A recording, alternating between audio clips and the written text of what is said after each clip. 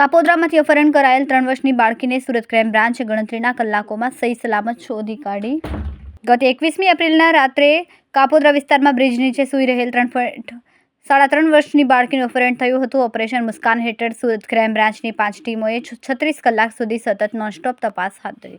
CCTV ફૂટેજમાં અપહરણ કર્યા અને બાળકીને લઈ ગઈને સુરત રેલવે સ્ટેશનથી ઇન્દોર તરફ જતી ટ્રેનમાં બેસતો જોવા મળ્યો હતો. બાળકીને મધ્યપ્રદેશના રતલામ જિલ્લાના બાजना ગામ ખાતેથી શોધી કાઢવામાં આવી. બાજનાની એક જાગૃત મહિલા શાકભાજી વિક્રેતાએ આપેલી માહિતી પોલીસ માટે અત્યંત મહત્વની સાબિત થઈ. મહિલાઓએ કહ્યું કે અજાણ્યો ઈસમ બાળકીને છોડીને ભાગી ગયો હતો. બાળકીએ સુરત પરત લાવવામાં આવી. પોલીસે બાળકીને પરત લાવીને પરિવારને હેમખેમ સોંપી. શ્રમિક પરિવારે પોલીસની કામગીરીની સરાહના કરીને પોલીસનો આભાર વ્યક્ત કર્યો. જ્યારે અપહરણ કરતા આરોપીની શોધખોળ હજુ ચાલુ છે. આ મામલે કાપોદ્રા પોલીસ સ્ટેશનમાં ગુનો નોંધાયો છે. 2 દિવસ પહેલાં 20-21ની રાત્રિના વરાછા ઢાળ પાસે એક જાહેર શૌચાલયની બાજુમાં એક બેન જે એમના હસબન્ડ સાથેથી બંનેને ઝઘડો થતાં અલગ અહીંયા આવી અને કડિયા કામ કરતા હતા. રાત્રે કામ કર્યા પછી શૌચાલયની બહાર જાહેરમાં સૂતા હતા પોતાના બાળકને લઈને. ત્યારે મોડી રાત્રે કોઈ બાળકને 3.5 વર્ષની એમની દીકરીને કોઈ કિડનેપ કરીને જતું રહે છે. રાત્રે એ મોડેથી જાગતા એમને ખબર પડતા તાત્કાલિક પોલીસ સ્ટેશન આવ્યા હતા અને રાત્રે જ કાપોદ્રા પોલીસ સ્ટેશન, જોન વનસરની ટીમ અને ક્રાઇમ બ્રાન્ચ દ્વારા રાતે જ તપાસ બાબતની ચાલુ કરી દેવામાં આવ્યું હતું.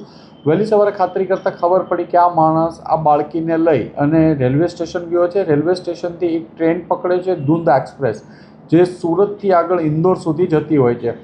આ ટ્રેનના રૂટ આગળના તમામ નેક્સ્ટ સ્ટોપો જે 10 જેટલા સ્ટેશનો આવતા હતા, ક્રાઇમ બ્રાન્ચના PI JG Patel, PI Jayant Goswami અને એમની સાથે બીજા અન્ય 4 પીએસઆઈ લાગી અને સતત આ કામમાં પીઆઈ સિંધા અને આ બધા લાગી ગયેલા. તમામ 10 સ્ટેશનોના આરપીએફ, જીઆરપી, રેલવે પોલીસ અને ત્યાંની લોકલ પોલીસને પોલીસ અને આ બધાને જ એક એસોસિએશનને તમામ આ ફોટાઓ શેર કરવામાં આવ્યા હતા, પણ કોઈ ફળદાયક હકીકત મળી નહોતી આવી. ક્રાઇમ બ્રાન્ચની 5 ટીમ બનાવી અને તાત્કાલિક અલગ સ્ટેશનો 2 સ્ટેશન કવર કરે એ રીતે મોકલી આપવામાં આવ્યા હતા.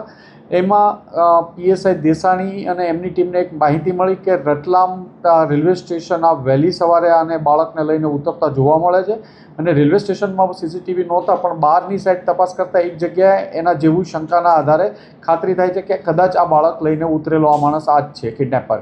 તમામ બીજી ટીમોને, આજુબાજુની ટીમોને તરત બોલાવી લેવામાં આવી. પીએસઆઈ મહિડા, પીએસઆઈ સિસોદિયા, લોકો બધા જ સાથે મળી અને ત્રણેય ટીમોએ આઈડેન્ટિફાઈ કરતા આ જ માણસને ત્યાંથી 5 કિલોમીટર આગળ એક 3 વ્હીલ ટેમ્પોમાં બેસી અને જતો દેખાય છે.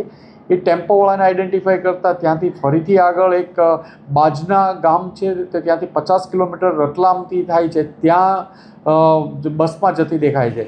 બસનો નંબર મેળવી અને ક્રાઇમ બ્રાન્ચની ટીમે મોડી રાત્રે બસના નંબર મેળવવા, આઈડેન્ટિફાઈ કરવા સતત 48 કલાક સુધી લાગેલા રહી અને એ આઈડેન્ટિફાઈડ નંબર બસનો મળ્યો. બસના ડ્રાઈવરને એપ્રોચ કર્યો તો એણે કીધું કે આવો માણસ હતો અને બાजना બસ સ્ટેશન પાસે વહેલી સવારે આને 6 ઉતારેલો હતો.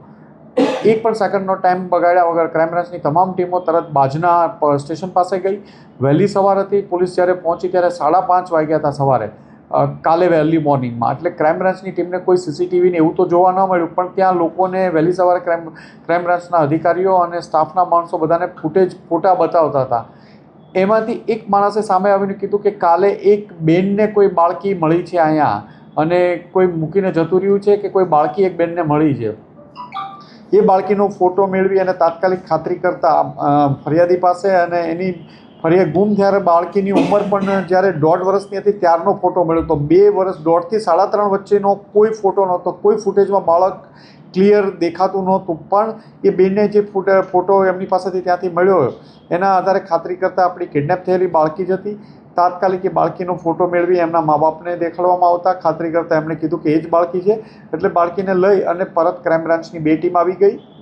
આરોપી ત્યાં એક આમને મૂકીને જતો રહ્યો હોવાનું એવું પ્રાથમિક દ્રષ્ટિએ લાગે છે. વહેલી સવારે ક્રાઇમ બ્રાન્ચની બીજી ટીમો હજી એને શોધખોળ કરી રહી છે. ત્યાં રતલામ જિલ્લામાં જ બાળકી સહી સલામત એમના મધરને હેન્ડઓવર કરવામાં આવી છે.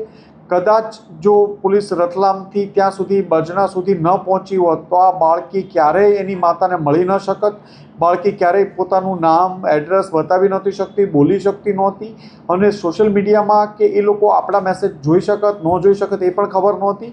પણ એક મા બાપ જો પોલીસે 48 કલાક સુધી સતત મહેનત ન કરી હોત તો આ બાળકી અને એની મા ફરીથી ક્યારેય ભેગા ન થઈ શકત. આમ એક પોલીસે સખત મહેનત કર્યા બાદ આ લોકોને મિલાપ કરાયો છે અને બીજી ટીમ દ્વારા હજી આરોપીને શોધી કાઢવાનું એની પ્રયત્ન ચાલે છે. બાળકી હેમખેમ છે, એની સાથે કોઈ પણ પ્રકારનું પેલું થયેલું નથી.